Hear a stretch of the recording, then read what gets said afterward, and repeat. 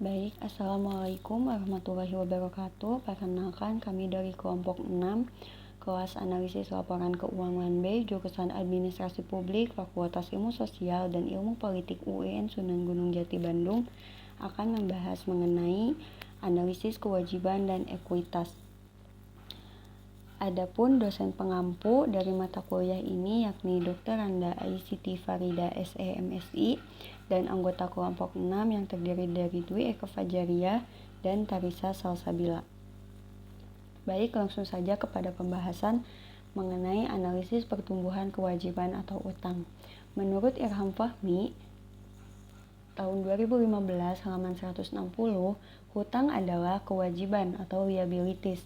Maka liabilities atau hutang merupakan kewajiban yang dimiliki oleh pihak perusahaan yang bersumber dari dana eksternal baik yang berasal dari sumber pinjaman perbankan, leasing, penjualan, obligasi, dan sejenisnya.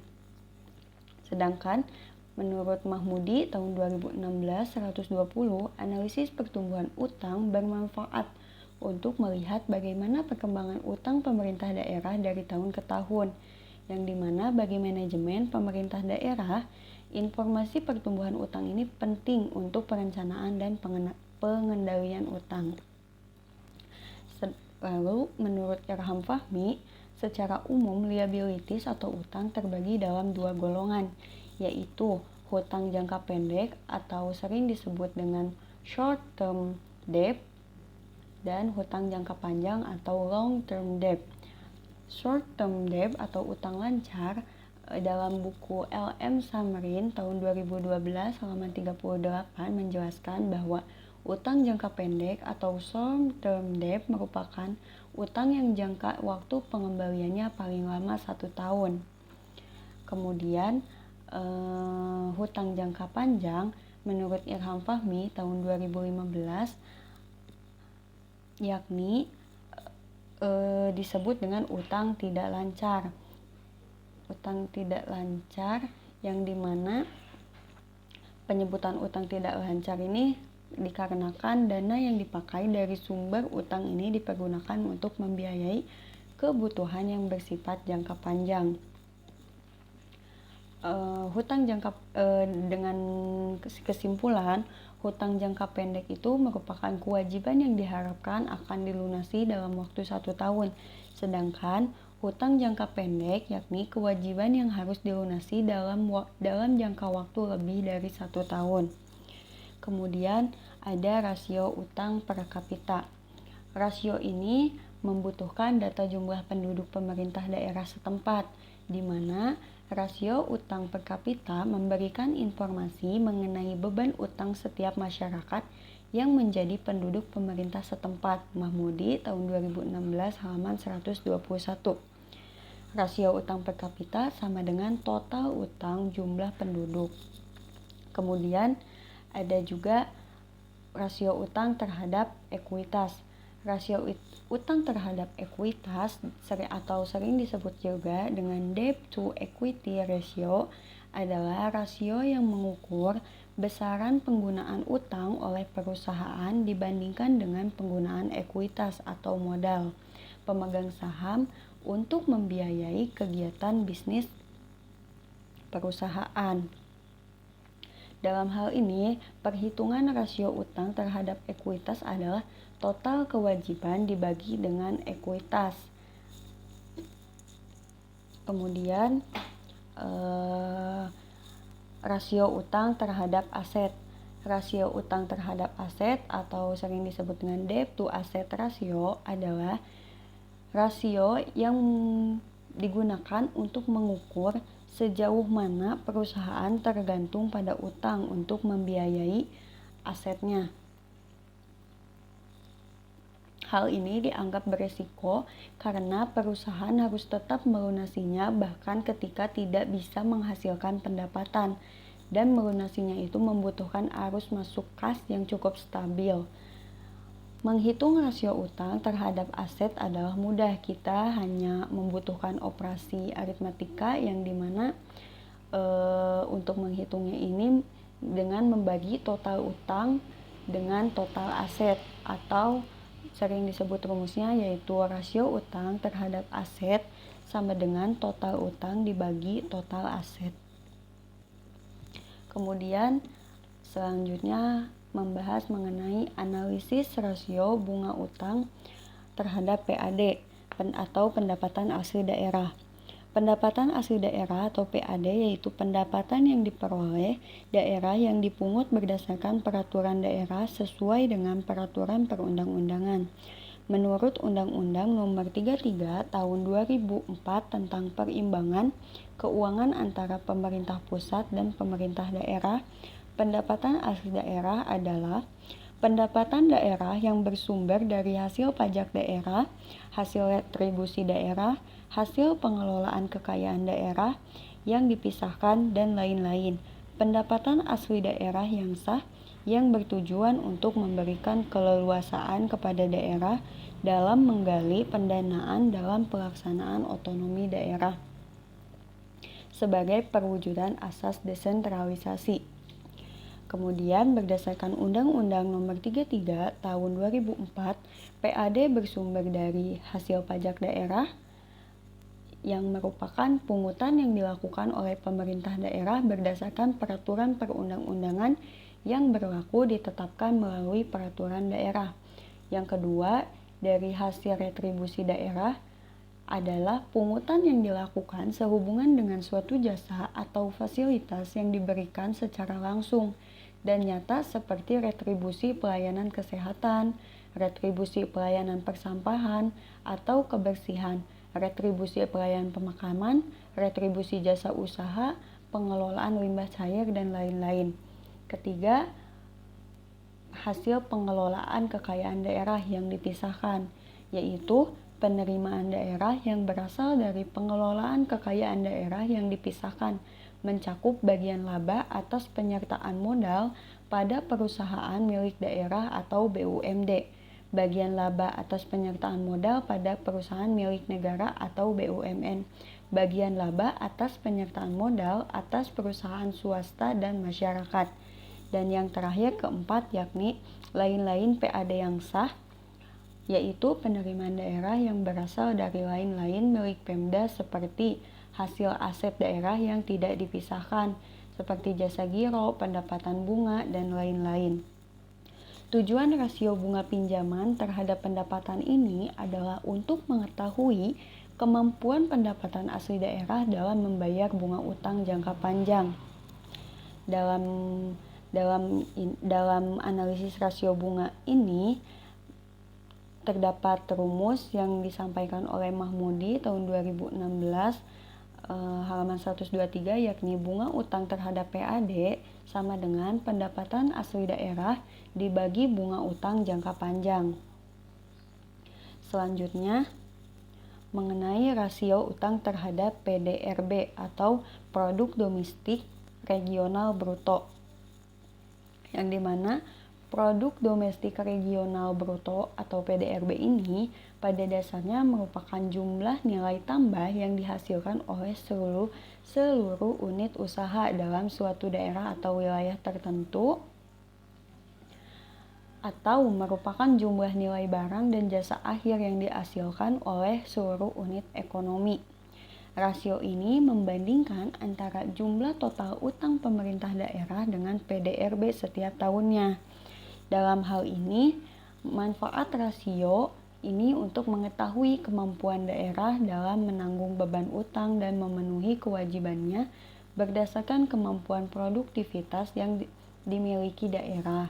Rumus rasio ini adalah rasio utang terhadap PDRB sama dengan total utang dibagi PDRB. Kemudian mengenai rasio utang terhadap pendapatan asli daerah atau PAD. Rasio pendapatan asli daerah atau PAD ini terhadap total pendapatan dihitung dengan membandingkan antara realisasi pendapatan asli daerah dengan total realisasi pendapatan dikalikan 100%. Rasio tersebut dapat digunakan untuk menilai kemampuan pemerintah daerah dalam membiayai pembangunan di wilayahnya. menurut Mahmudi tahun 2016 halaman 127. Dalam rasio utang ini dirumuskan sebagai rasio utang terhadap PAD sama dengan total utang dibagi pendapatan asli daerah.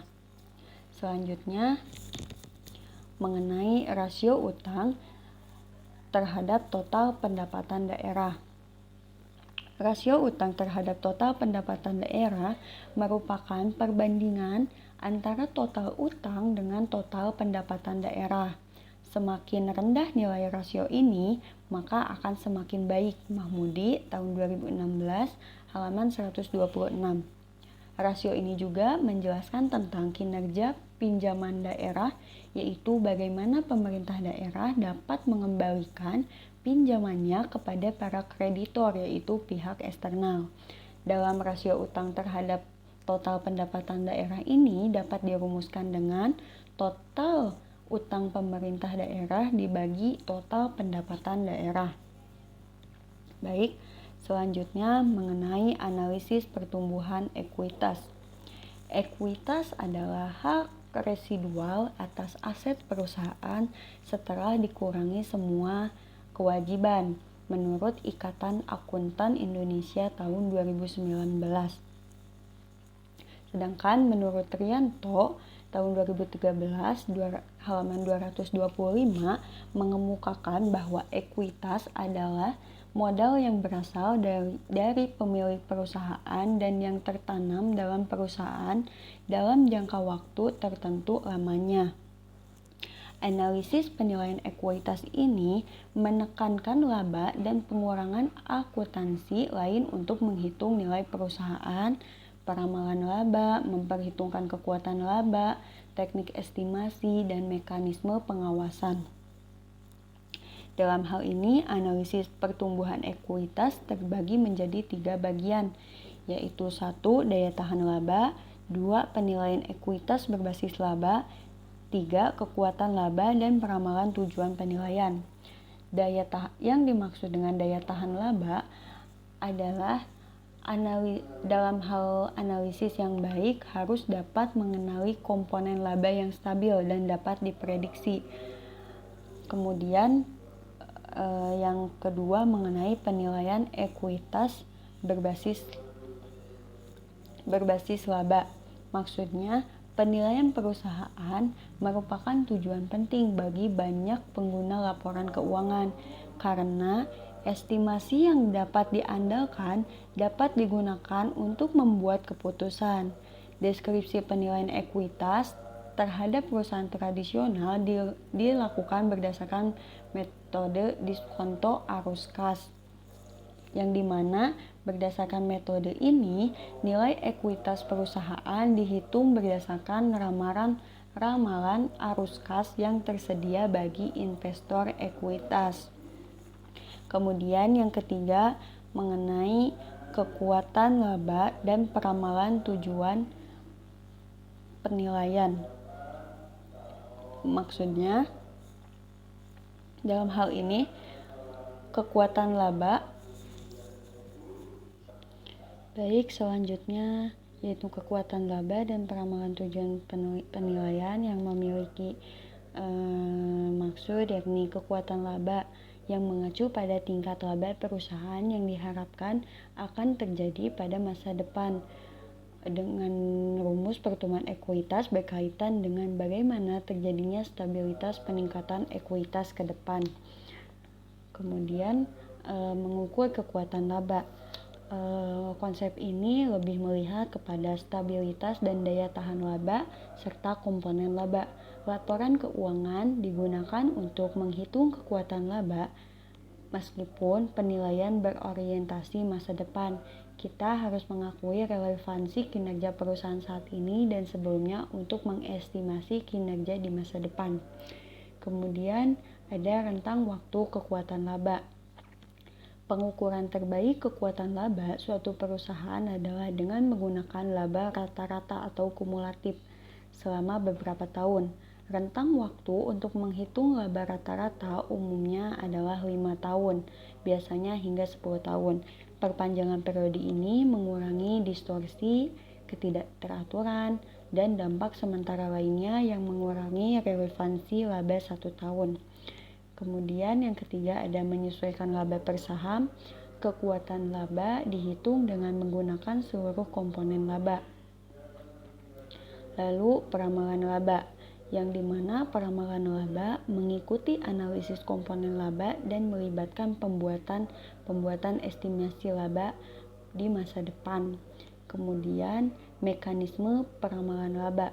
Peramalan laba mengharuskan kita untuk menggunakan seluruh informasi yang tersedia secara efektif termasuk laba periode sebelumnya. Peramalan juga mendapatkan manfaat dari pemisahan yang melibatkan penggunaan laba berdasarkan lini produk atau segmen dan terutama berguna jika segmen tersebut memiliki perbedaan risiko, profitabilitas atau pertumbuhan. Kemudian elemen peramalan laba. Elemen pada peramalan laba adalah memeriksa kewajaran ramalan. Untuk tujuan ini seringkali digunakan angka pengembalian investasi modal. Jika ramalan laba menghasilkan pengembalian yang sangat berbeda dengan pengembalian masa lalu atau pengembalian industri, kita harus menilai kembali ramalan dan prosesnya. Kemudian melaporkan peramalan laba, yang dimana untuk melaporkan peramalan laba ini manajemen membutuhkan analisis mengenai keuangan. Kemudian ada yang selanjutnya seperti laporan interim untuk pengawasan dan revisi estimasi laba, yang dimana laporan keuangan interim ini merupakan sumber informasi yang berharga untuk mengawasi kinerja. Kemudian ada penyesuaian akuntansi akhir tahun, yang dimana penyesuaian ini mencakup pada pengakuan pendapatan, menentukan biaya persediaan, alokasi overhead, mencari nilai pasar sekuritas, dan memperkirakan piutang tak tertagih. Lalu ada aktivitas usaha musiman, metode pelaporan menyeluruh, dan lainnya. Mungkin sekian yang dapat kami sampaikan. Terima kasih atas waktu dan perhatiannya. Kurang lebihnya mohon maaf. Wassalamualaikum warahmatullahi wabarakatuh.